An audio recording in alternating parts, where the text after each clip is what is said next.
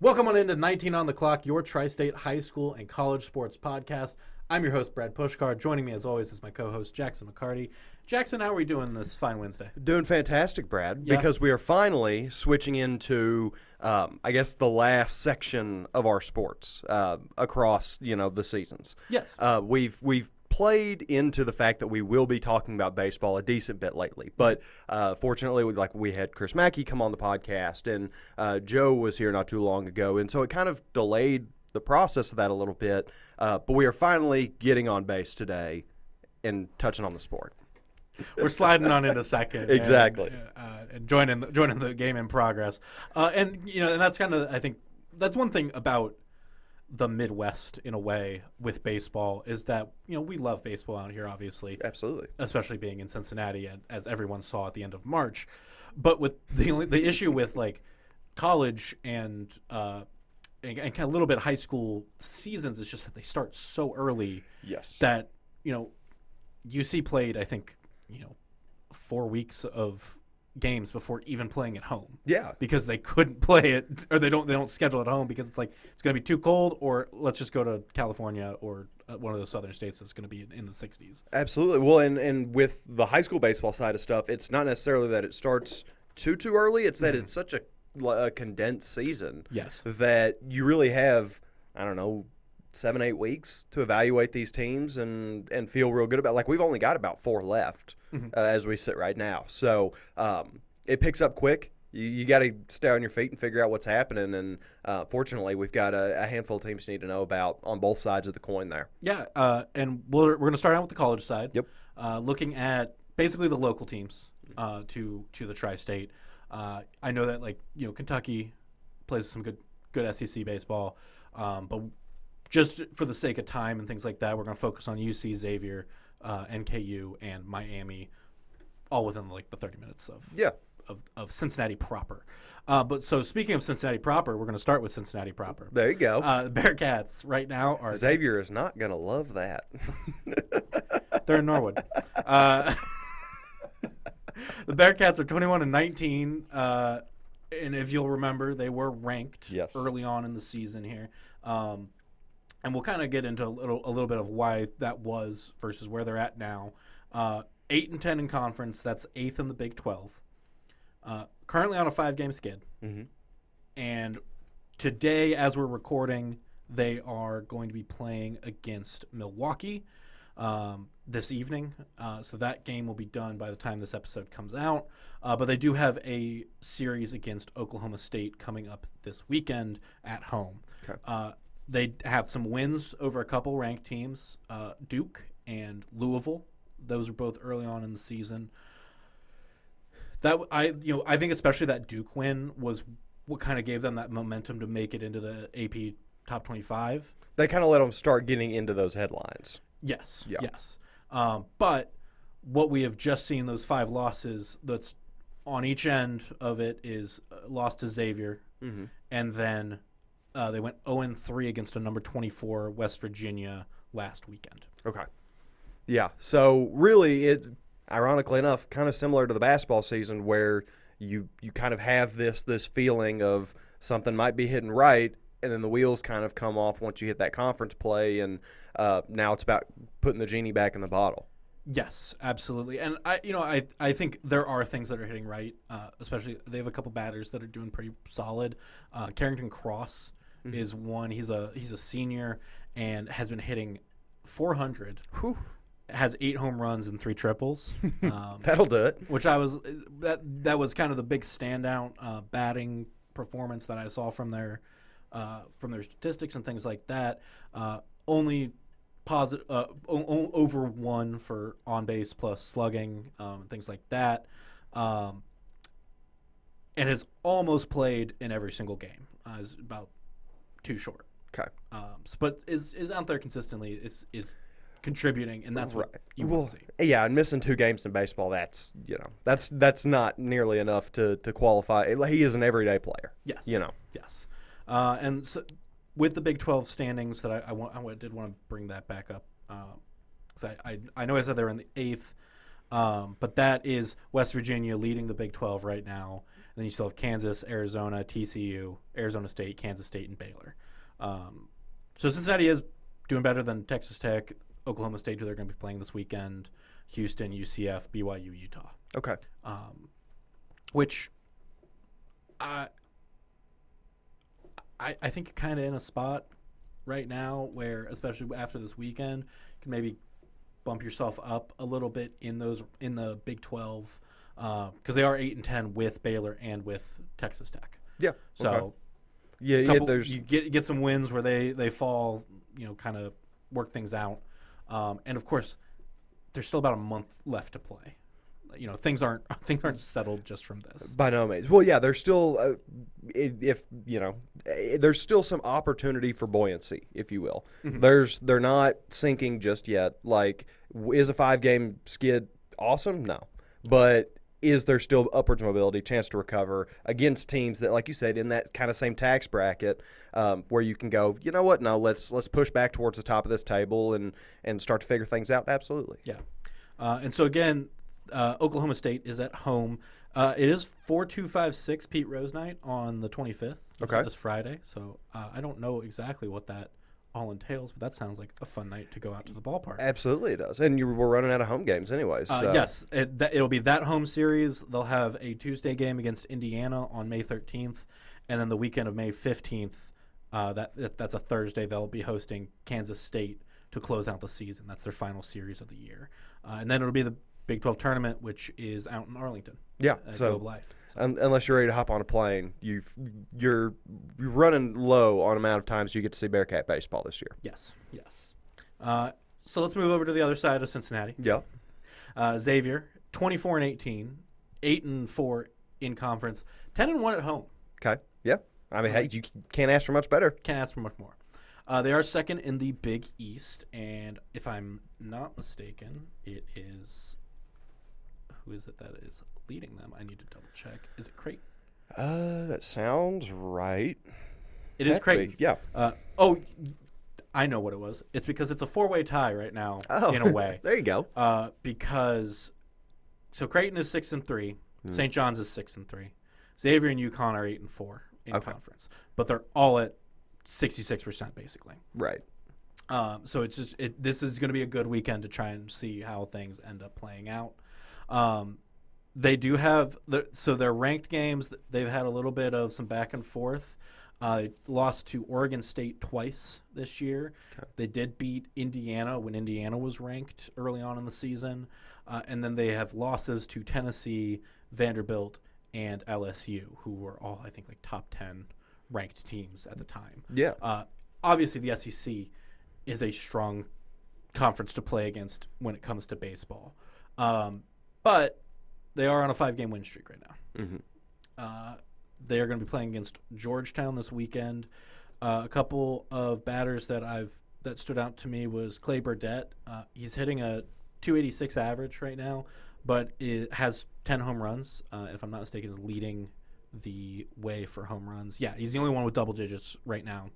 And then you have Carter Hendrickson and Jake Lambden, who are just leading in runs overall, almost 40 each. Wow, yeah, about 6 separation from Clay. Okay, as third. So you're not getting a ton of huge hits from this team, but I think you're getting a lot more good hits into the outfield that let the runners run and make their way inside. Yeah, we're looking at a contact team here, yes. And there's nothing wrong with that. Is it as flashy as what Aaron Judge does on a nightly basis? Probably not, but fundamentally, that's the best kind of ball team you can ask for, because if you're putting people on base, you're giving them a chance to run around, it doesn't matter how far that ball flies. Yeah, and I think honestly that they're in a good position right now to possibly take over the Big East with a couple of good performances coming up here. You got Georgetown this weekend. That'll be here in Cincinnati. You got Seton Hall the next weekend, also going to be here at home. And then they head out to face Creighton in Omaha and close out the season in a non-conference series with Penn State. Hopefully not their last trip to Omaha. Yes. Yes. To put a little wishful thinking out into the world. At first, I was like, the Big East tournament's not out in Omaha, you idiot. And I was like, oh no, I am the idiot. That's the NCAA tournament. And not just for the Jello shots. I want them to be playing games. But I will say, even if as I said, there's a couple more home games. Mm-hmm. There's a good chance that you can still watch the tournament from home because it's going to be in Mason this year. Oh, there you go. Yes. Right on. That'll be a great time. It'll be up at Prasco Park on May 21st through the 24th as the Big East tournament. Yeah. So, I expect at this point that you're going to see you probably see a couple games of Xavier playing in that tournament. 100%. Well, and at bare minimum, we're going to have highlights. Yeah, you know what I mean. Like that's a very easy one to cover. Yes, there's going to be a source for you to at least understand and see what happened. Yes. So, best of luck to those teams as they move on, and then we're also going to move on to NKU. Yeah, they're 23-16, 11-7 in the Horizon. They're second place behind Wright State right now. They do have Tennessee and Kentucky on their non-conference schedule, still moving ahead. I think those are going to be good games still. They do have some wins over some Power 5, some bigger teams with IU. Mm-hmm. They beat Ohio as well, and then they went 1-2 in a series with Miami. Yeah, okay, you take that. Yeah. Well, and like the Tennessee-Kentucky games, that'll be a really good sign or I guess a motivator for them to be like, all right, here's where we're at relative to these real good teams before that Horizon League tournament. So you can kind of take that, be like, all right, where are our biggest holes? Because realistically, those are the games that you need to expose them. Yes, and a couple players to shout out. Logan Davenport hitting .419 right now, 14 home runs and 49 RBIs. Golly, you take that every day of the week, man. That's a season. And then another one I want to shout out was Jake Pollock. He's the catcher. He had 3 games in a row with a home run in the last 4 games. It was basically the 3 before the last one that they had against Purdue Fort Wayne, I believe. Let me double check that I'm not lying to you. Those 3 home runs, though, go ahead. Yeah, it was the Purdue Fort Wayne one. There you go. Well, consistent power, especially down the stretch here, perfect time to start showing off your swing there, because it's probably going to come in handy, as we push towards the end of this year. So finding where that swing lies and, what's helping you get it over the wall is big time for Pollock. Yeah, and I think that's one of those nice things where even if you're not hitting, because he went 1-4, 2-4, 1-1 in his at-bats over those games, you're still knocking in a run. Absolutely. Or in the last 2 that he hit the home run, he got 3 runs batted in with that. Perfect. Which I'm like, there you go. Yeah. I mean, and more often than not, especially at the college level, like that'll put you in a real favorable spot to win. Like 3 runs is not that's not an easy feat, I guess, is where I'm getting to. Yeah, and you also have some good runners. Tyler Shanafelt, I believe is how you say his name. 22 stolen bases off 23 attempts from those games as well. So base running it's becoming more of a focal point, which I love significantly, just because baseball is better whenever you're not just worried about the man at the plate. But I like, because like in the notes we'll get into on my high school side, there are a handful of great base runners running around the tri-state right now. But getting up past that 20 mark, doing some damage on the pads, I like hearing about that a lot. You need those guys. It's kind of like when we talked about Steph Curry way back in the basketball season of how he's changed the game to make these high school kids be like, oh yeah, I want to throw up 3-pointers from deep and start learning how to make them. I think Ellie De La Cruz has kind of made an impact where it's like, well, and even Shohei as well, oh yeah, I can steal base. I can be quick. Yeah, I can be fast. Acuna had it was 70-something, wasn't it? He took every base that he saw pretty much.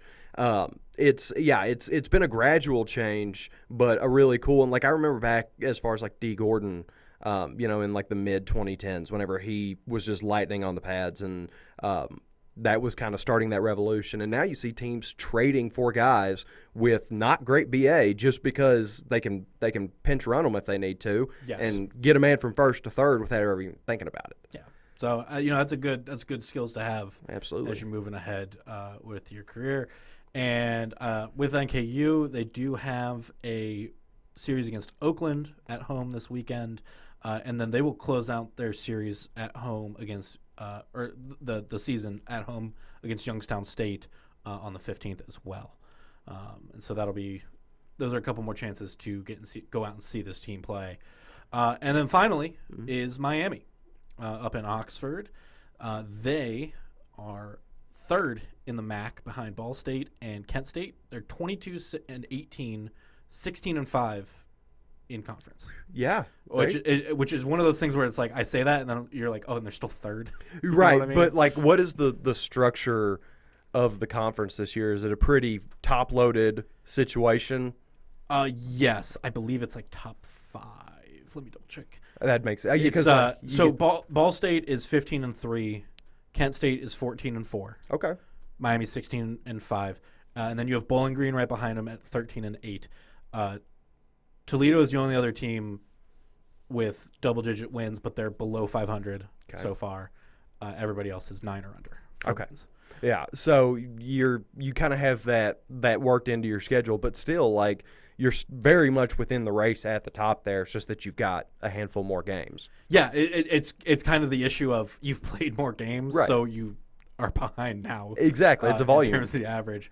And so I'm making sure that date was correct. Yeah, so they're coming up against an Ohio team. I think this is a good weekend to try and draw some separation because Ohio is kind of at the bottom of the standings right now. As we mentioned, there's been some other teams that have been able to, NKU was able to beat Ohio pretty handedly. I think this Miami team could probably come out with a 3-0 series out of that. Take those steps above Ball State and Kent State as you move towards the end of the season. Yeah. Oh, yeah. So that would put their, just for the math, because the numbers are all kind of 19-5. 19-5 with not very many conference games left. That's a tough hill to climb. Yes. Now they have not lost a series in the MAC as well. Okay. So all those losses were like 2-1 splits with whatever team they're playing. They did lose 3-4 to Kentucky last week. Okay. Still a tight game. Very competitive. You've Ohio this weekend, Xavier next Wednesday. Akron is the last home series the weekend of May 9th. Excuse me. Okay. They have a couple big hitters, Evan Applewick and David Novak. 13 and 11 home runs. I was like, yeah. Very nice. 24 between them. Take that. And then Anthony Zarlingo is batting about .336 right now, and that's leading the team.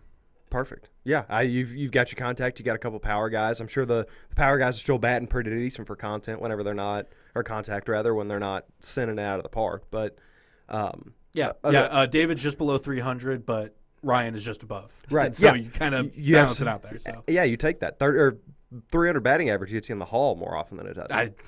Exactly. But yeah, it's kind of a fun spot right now where I think all 4 of these local teams, I'll bar Cincinnati as I say this, but like those 3, Xavier, Miami, NKU, kind of have a good shot at even playing for the title of their conferences at this point. And I do still think that Cincinnati can kick it into gear in the back half here and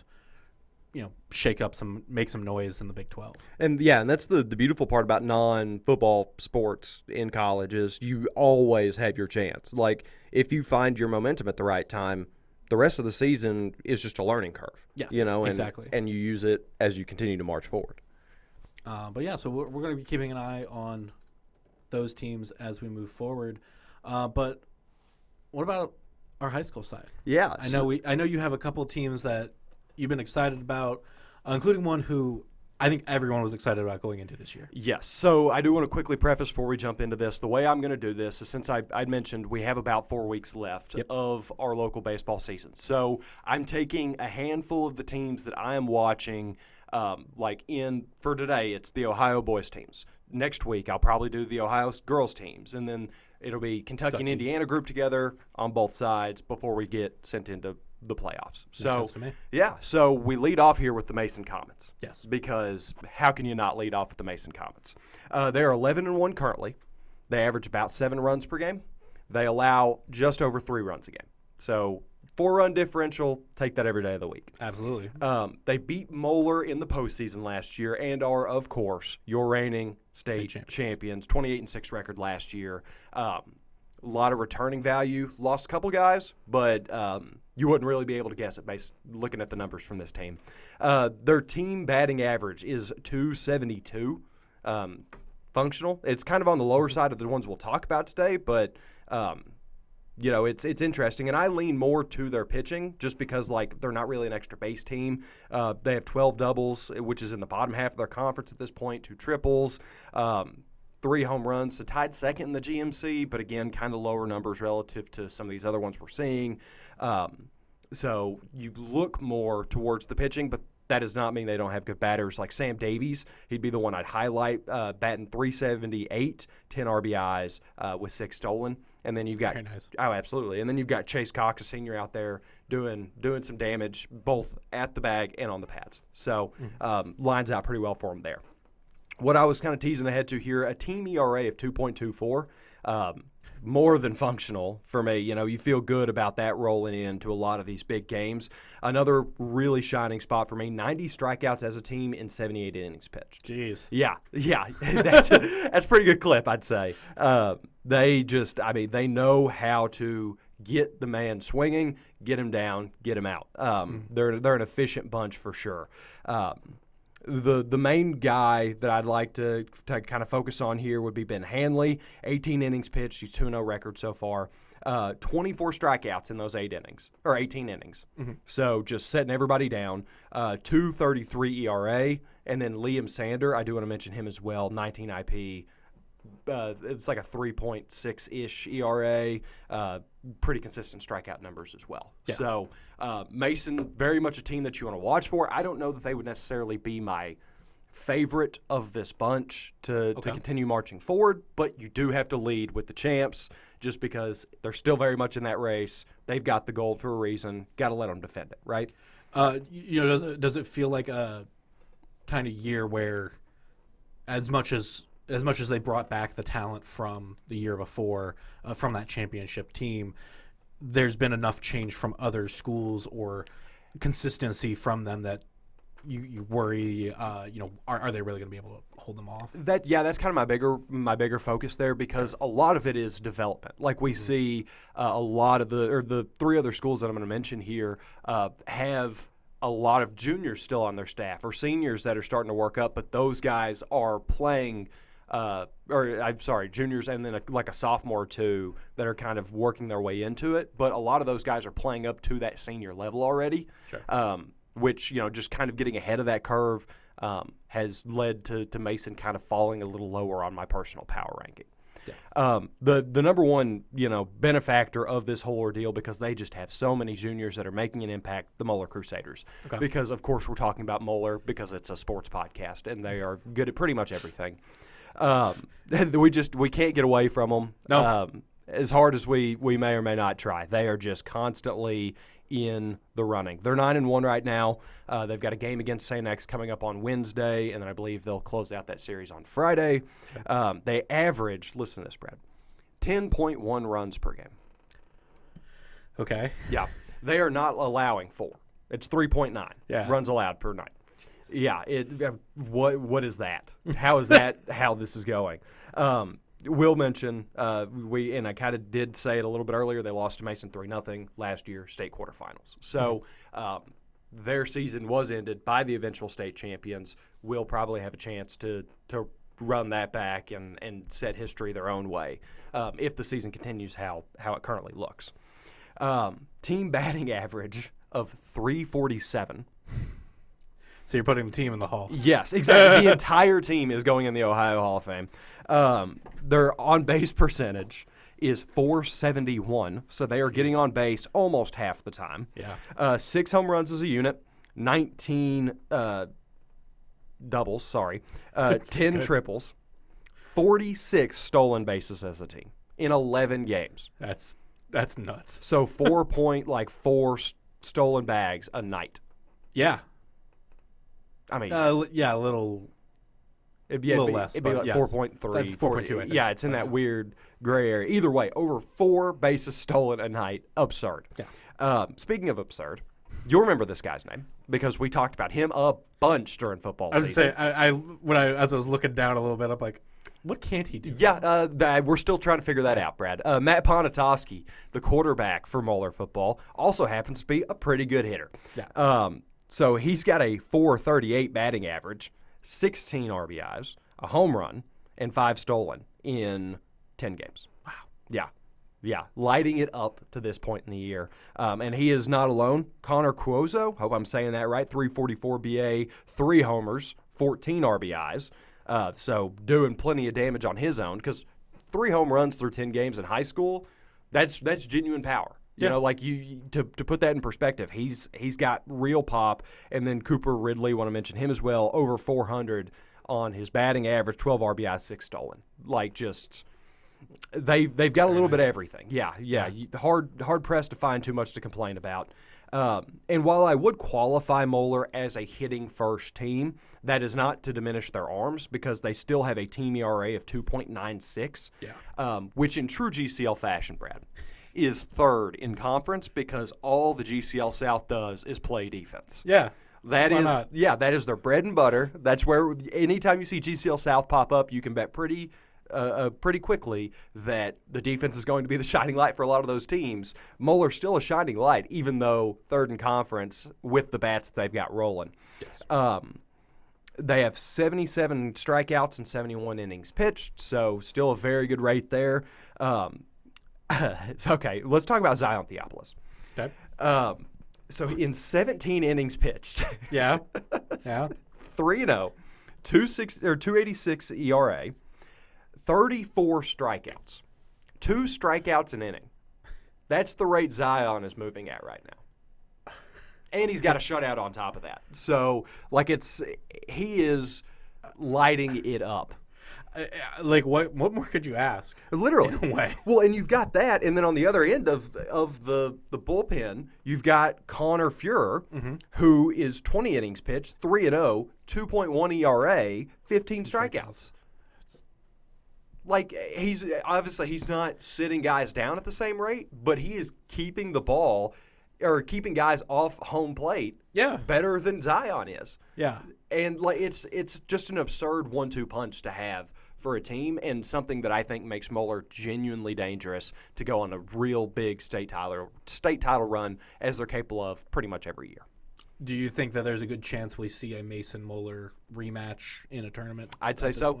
The only thing that I'm kind of worried about is when does Mason run into Lakota West? Okay. Because Lakota West also got put out a little early within the same conference as Mason, and they are a very, very fun team to keep eyes on this year. Okay. They're 10-3 to this point, 7.4 runs per game, 2.9 allowed per game. Okay. So, feel great about that. And we're about to learn a lot about what these two teams look like playing each other because we're recording this on Wednesday. They'll play tonight, and then they'll play Friday. Yep. Okay. So this time next week when we're doing the podcast, I'll probably look back on that and, if not for the episode, for myself personally and go, all right, next time I'm asked about the GMC, this is kind of the way I need to lean into it because like I said, I think it's going to be a great litmus test. Yes. For what we've got going on. Sorry, we're going to start with hitting, but I looked down to the pitching number and remembered their team ERA, and it just made me chuckle a little bit because goodness me. 312 batting average, 440 team on base percentage. Phenomenal. Yeah, you take that. 7 home runs, 6 triples, love that a lot, which is also very indicative of 42 steals. Yeah. Because if you're quick enough to get to third, you're probably quick enough to get from first to second before the catcher guns you. Yes. So you got plenty of speed that you're looking at here. And, Brad, I'm actually going to defer. Read me Braden Johnson's stats. That is batting .500 on 40 at-bats. Yep. 2 home runs, 12 RBIs, and 6 stolen bases. So after I put that note in, I sat there for probably 2 minutes and went, there's no way he's batting That can't 500. be right. I just kept going, there's just no way he's – on 40 at-bats too. That's 20 hits. Right. Yeah. Like, that's machine numbers. Yeah. Like, it's a pure robot. And so, to be perfectly honest, I just wanted to hear somebody else say it, so I wasn't alone in sitting here being that like... you can believe it more. Exactly. Yeah. Exactly. So that it maybe would hit me a little bit. You've got Noah Bramble as well, almost at the 400 mark on his batting average, 11 RBI, 6 stolen, a home run to his name. Landon Holt over 300 with 11 RBIs. Cameron Gallus leads the GMC with a 550 BA. The only reason I didn't lead this conversation with him, half bats. Right, yeah. Right. 20 BA, or 20 ABs rather, so not quite there, but still 9 RBIs and 9 stolen bases with 11 hits? Yeah. For 550. So he's stolen every time but twice that he's gotten a hit, and one of those was a home run. And I'll say this right now. Yeah. Looking at this, 3 of these guys are juniors. Yep. So you still got another year with them. Exactly. And Lakota West, I don't know what's in the water out there, but like their basketball team, we talked about Josh Tyson a lot. He's still really young. Their baseball team is extremely young. Mm-hmm. Like the next 18 months for Lakota West could be phenomenal. Like on all parts, football, basketball, baseball. Like they are truly not at their peak yet, but it still feels like a very dangerous team that you really don't want much part of whenever it's playoff time. No, this is scary. Yeah, and we haven't even talked about the pitching, which made me laugh before we got to it. And when you mentioned it, I looked down. I went, that also can't be real. Yeah, exactly. Like you're telling me that an entire group of high school athletes right now are throwing a team ERA of 2.12. Yeah, and that's not the lowest one we'll get to, Brad. No. Okay. Yeah. Yeah. We have been tremendously blessed with the quality of the top of our baseball in the tri-state, and absolutely. Hopefully you guys understand the amount of exclamation points I'm trying to put behind that, because goodness, it is a run unbelievably. Like Tucker Wilburn, 14.1 innings pitched, 0.97 ERA. Mm-hmm. That's 0.97. Yeah. 20 strikeouts again in 14 innings, and then he's got 2 wins to his name already. Yeah. That's nice. Yeah. And then you've got LJ Green right there behind him, 12.1 innings pitched, 1.7 ERA and 15 Ks. And then Drake Elrod, 16.2 innings pitched, 2.52 ERA, 12 Ks. Like, you've got a litany of arms that you can send out there to feel good that they are going to minimize the damage at all costs. Mm-hmm. And then you got guys that you're more than comfortable being in the batter's circle and then getting into the box, because they're probably going to do damage anyways. And I'll point this one out just because, again, talking about age, that is a bullpen of seniors. Yep. Yes. You're talking about those 3. So I think as well, this is a year for them to go, we want to make that last push. We have these juniors behind us that also want to make a win.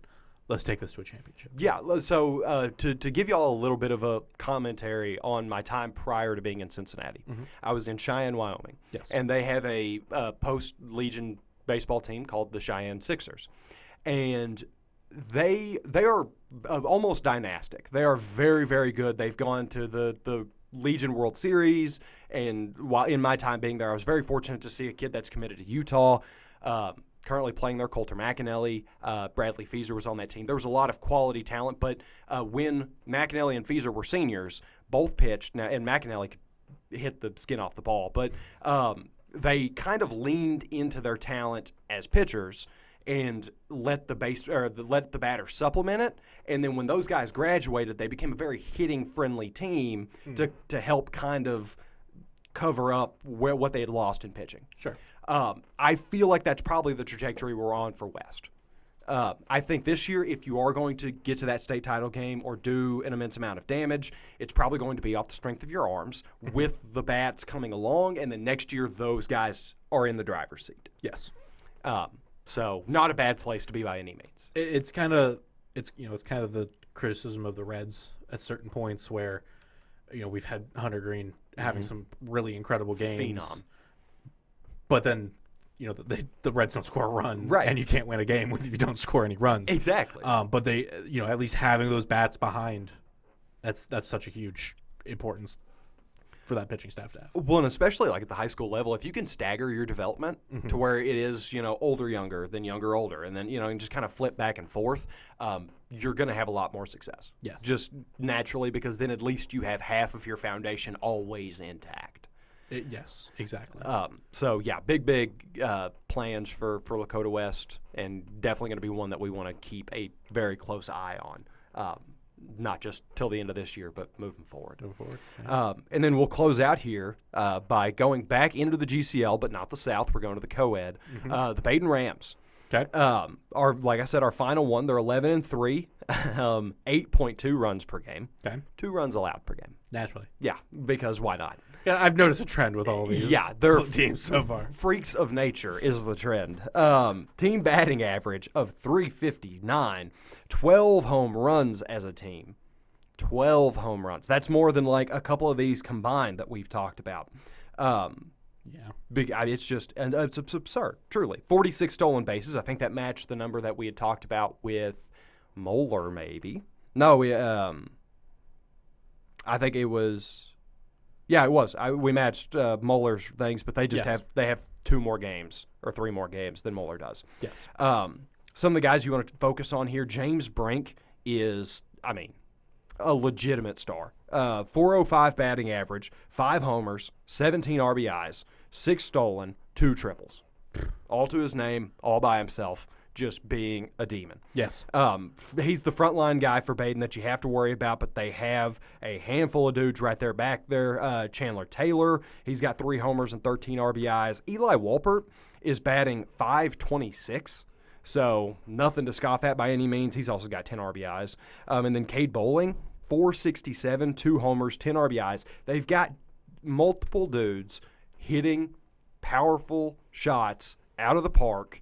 And there's such a value. I know I'd mentioned that contact is kind of my preferred. If I can only have one or the other, I'd rather have contact than power. Sure. But to have 3 different dudes that are more than capable of sending it out and driving however many you've got on the base pads around home, that is difference-making, game-changing type stuff whenever you are in a do-or-die situation. Because you get a hold to one, and the entire game is different. And so Baden has a lot of promise on that front. And then you look at their pitching and what pretty much how much they're going to have to match. They have a team ERA of 1.69. Okay. Come on, dude. That's absurd. 69 strikeouts as a team. And then you've got a couple arms. Okay, so let's talk about Caleb Dreesen. Yeah. Because I did look at this, and I know what happened. Okay. 19 innings pitched, 0.00 ERA, yet to allow a run. He is 2-1. Yes. So he has 3 runs, but not 3 earned runs. Yes. So pass balls or what have you, those inevitably led to him losing a game. It's on the fielding, not on the correct. pitching. Yes. Correct. Or even if it was a wild pitch, that wouldn't, whatever. Yes. But yeah, 19 innings pitched, no actual runs allowed, 19 strikeouts, 2 shutouts, and then 4 walks in those 12 appearances. Is that good enough? That's really good. Yeah. 2 shutouts is the crazy part to me, too. Yeah. Well, and I know in high school ball, a lot of times you have a consistent starter that you put out for almost every game, have them go 2 or 3 innings, and then whatever. But yeah, he's been so good that they cannot pull him off the mound. They're like, no, we need you to stay out here and get this shutout for us, please and thanks. Yes. And he does it. He's done it twice. And then you also want to mention Carson Niehaus, 13.2 innings pitched, 2.05 ERA, 9 strikeouts. Just a great fundamental pitcher, getting it done out there, and a very nice backup to have for Dreesen whenever you do have to pull him. Yeah, I absolutely agree with that. Where do you feel like Baden is going to end up in the grand scheme of all of this then? Baden's a scary one. I'm interested to see, because I do worry a little bit more about their quality of schedule. Sure. I am interested to see what tournament time looks like for them whenever they do have to kind of take that step up. But I think that there's definitely a deep run at play here. I think that they're too just talented not to make a lot of noise. If they weren't a state quarterfinals team. I'd be kind of surprised. I'm not going to go as far to give them that state title stamp or anything like that, but I think state quarterfinal, if they can get to that point, they've matched kind of my bar, and then anything above that is very possible, just not exactly what I would predict, I guess. That makes sense to me. Yeah. So point being, we got some fun teams to watch in Ohio. Oh yeah, Ohio has set the bar very high for these next 3 weeks of talking about teams that we'll be keeping an eye on because, man, get out to a game. You know what I mean? That's something you should see for yourself. Absolutely. I mean, high school baseball is always a fun adventure. Absolutely. That was whenever I was still sports reporting in Wyoming. That was my favorite part of the year. Yeah. Was because you just go out to the ballpark, you stand on the bleachers shooting over the net.